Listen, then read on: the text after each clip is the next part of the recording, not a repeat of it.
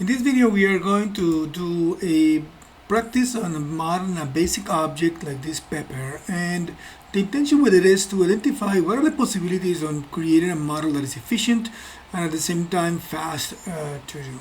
So for that, this object I got it from a online site where they did a decent job of creating the illustration of the pepper. I'm not going to model the inside, I'm just going to model the exterior part, but I want to be able to produce a good looking model that follows the drawing. So the first thing that I did, of course, I took each one of the views of the object and split them in three separate segments. So each one of the segments or each one of the views has its own image, and I brought them all. I'm going to bring them all into Maya, so I have them all individually broken apart here, and I'm going to simply go and set up my project now. Make sure that my project is set up correctly. Let me just do this quickly here and then not do that before the beginning of the video, but I think it's important to set up the project to the right location. I'm going to give a second to my computer to catch up. There it is. Oops, wrong folder.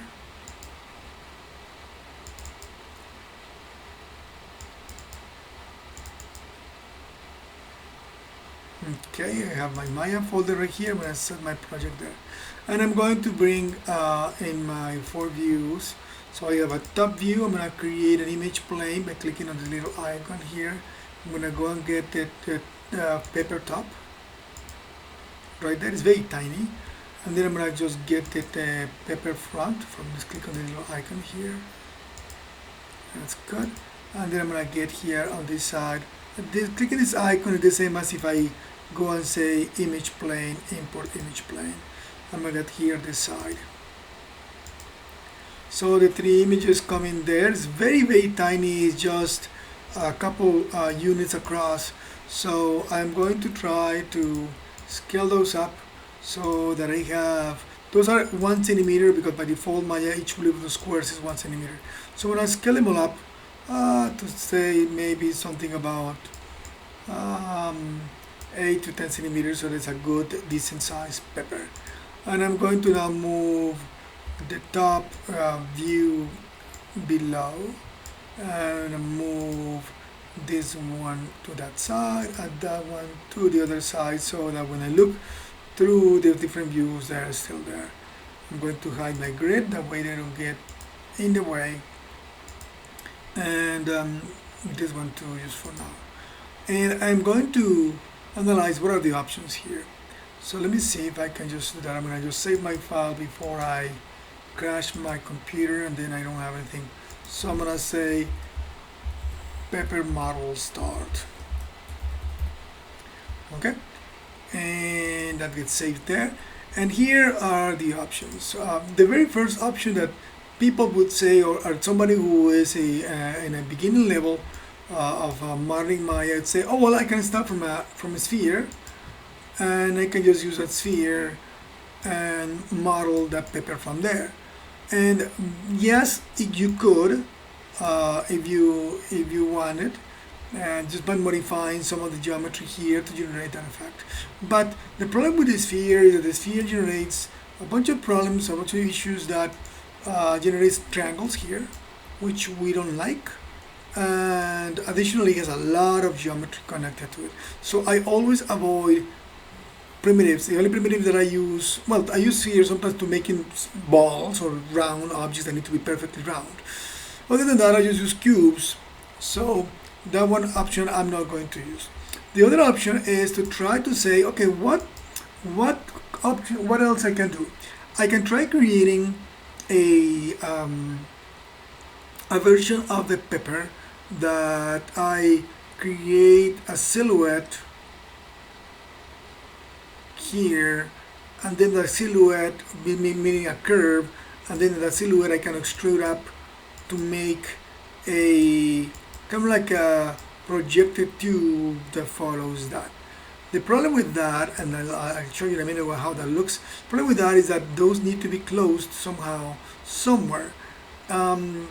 because they were going to need to generate their own curves at some point. But it is a possibility. So let's try that one very quickly here. I'm going to erase my pencil there. There you go. So in order to do that one, I can say, maybe I am going to use one of the tools that is very powerful under modeling, which is the mesh tools. It's called the Create Polygon tool. Before I use the Create Polygon tool, I'm going to calculate and plan my drawing. What am I trying to do? I'm trying to create a curve. The Create Polygon tool just simply creates a curve. And I'm going to make a curve that is going to have one face, 2, 3, 4, 5. And I'm going to do that same process on each one. 2, 3, 4, 5.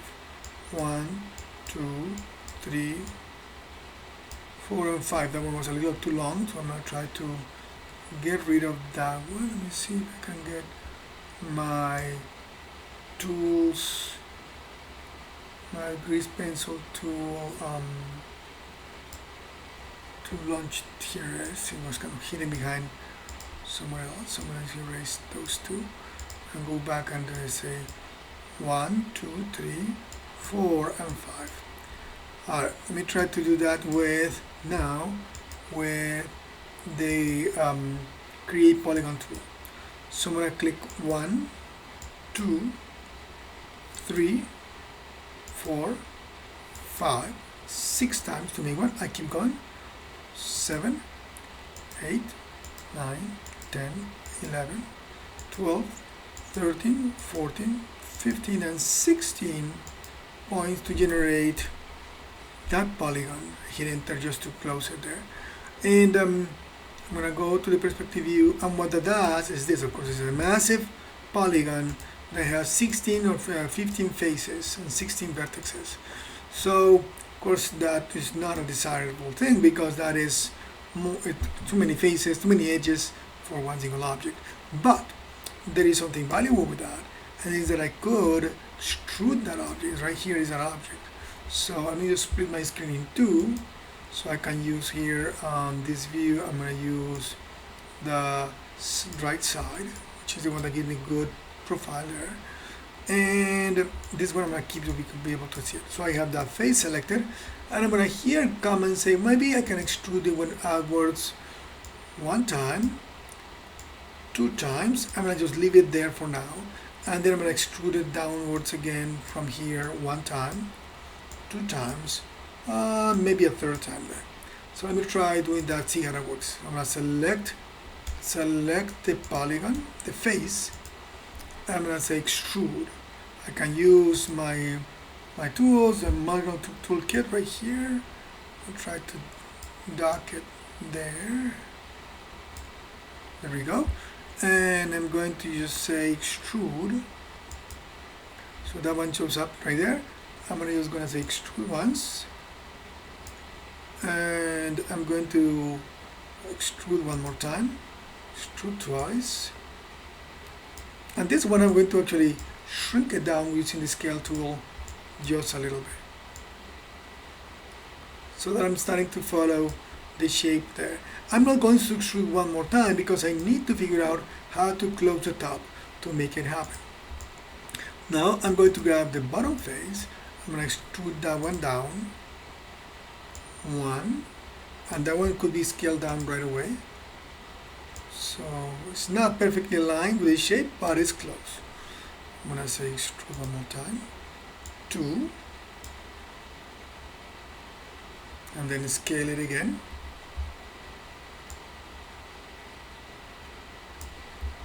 Maybe move it a little bit here. And then we extrude one more time, 3. And then I'm going to scale it again. I use the R key to go my hotkey for my scaling tool. And that one gives me a good, decent beginning shape of my object. Vector 3, of course, it's not finished yet. So now that I have those these flat faces here, and I'm not going to continue extruding them all together, but I'm going to do it individually. I know that my object is going to need a, a space in the center for that stem that comes out of it. So I'm going to plan that. And the best thought that comes to mind is saying, okay, maybe because I have 3 segments, I'm going to cut 3 individual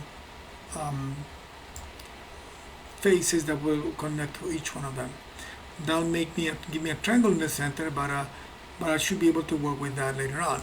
And then I'm just going to do a cut from that to each one of these, so each one of them end up having the same number of faces: 1, 2, 3, 4, 5, 6, 7, 8. All of them should have 8 faces. And that will make it a little bit easier, because now I can say, well, if I extrude all that in, or maybe up, that will give me a chance to close that here. And now that I have those there, I can try, oh sorry, I'm missing one here. I can say, okay, there is a way for me to close them all together, generating quads. The best way I can, oh, there is another one missing right here. I was trying to calculate why I'm missing one. So that way I can say, okay, well, let's just make quads here out of this. So let's see if I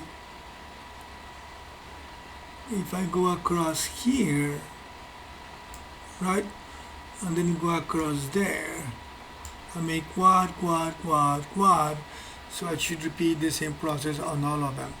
So let me try doing it without losing my drawing. So I'm going to just go and grab my object, right, and there we go. Come on, let me see, pick it. Okay, and then I just grab the multi-cut tool. I'm going to start by just simply cutting from here to there, and I'm going to cut, so that one will give me this side, and I'm going to cut from here to here for now. That will give me partially some of those, and I need to cut from here to here for now. That way I get that triangle in the center. Now I just need to move those vertices to the place where I need them to be moved.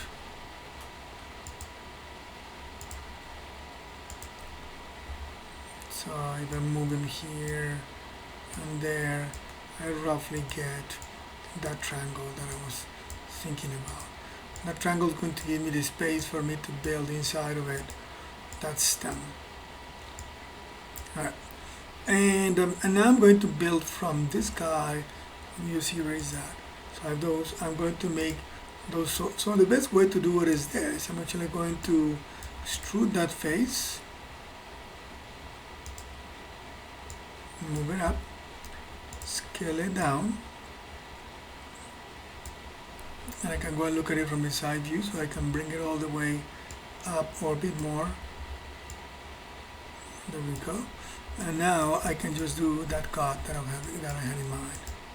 So let me see if I try to cut from that one all the way here. If easy does it. Oops, let me see, don't want to do it. I have a double cut here by accident, I think. There we go, I just cut myself in an error that shouldn't have happened. And probably didn't happen was on the original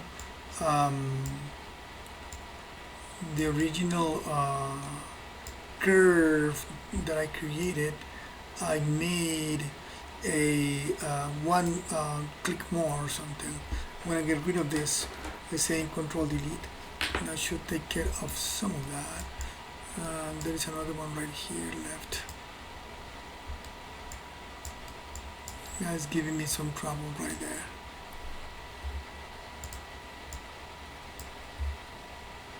So I'm going to get rid of that face.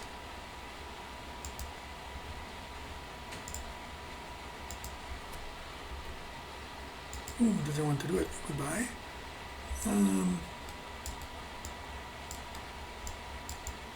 maybe not like that.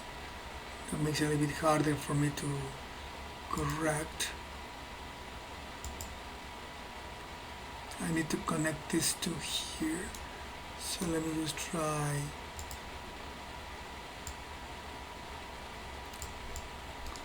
Oh, I see. I have that, and this guy has to connect to that. Sorry about that. I just made a mistake earlier in the process, so that's why it's giving me a little extra troubles here. So I'm gonna get rid of that, and then I'm gonna get rid of these vertices. So that way I have a clean.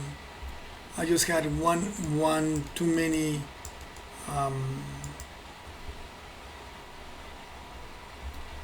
One too many clicks. Let me click on it.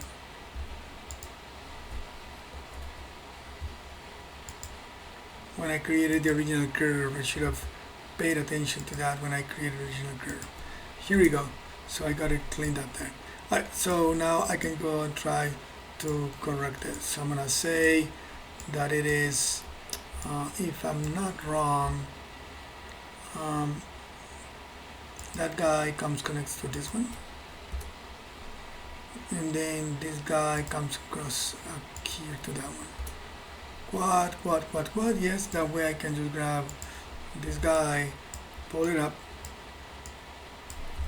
so I can generate a bump on there. And now if I do the same trick for the other ones, just extrude,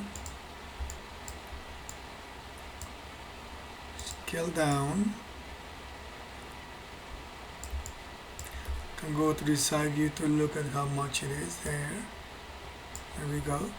And then do the same trick that I did on the other side, which is cutting with the multi-cut tool from here, cutting across to the other side. Let me just double check I'm doing it the right way. Yes. And then I'm going to cut from this guy to that guy across. That way it'll become quads there. And of course I can grab this vertex and move it up to match my object. And the last one is going to be this guy here. So you see that there is some thinking going on each one of those objects by extruding first, maintaining the quad idea,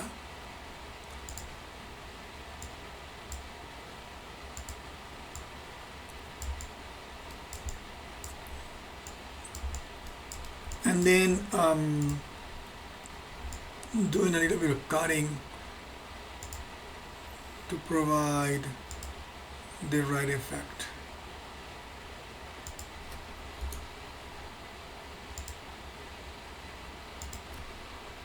Alright, quad, I think. Yes. So I had my object with quads finishing up on those, and I still have a centerpiece that can be cut off to generate a hole where the stem is going to be built, maybe with a revolve or something. I may add some extra geometry there so that I don't have just a simple triangle here. You would do the bottom part pretty much the same way, extruding those and cutting at the bottom. That's the second option.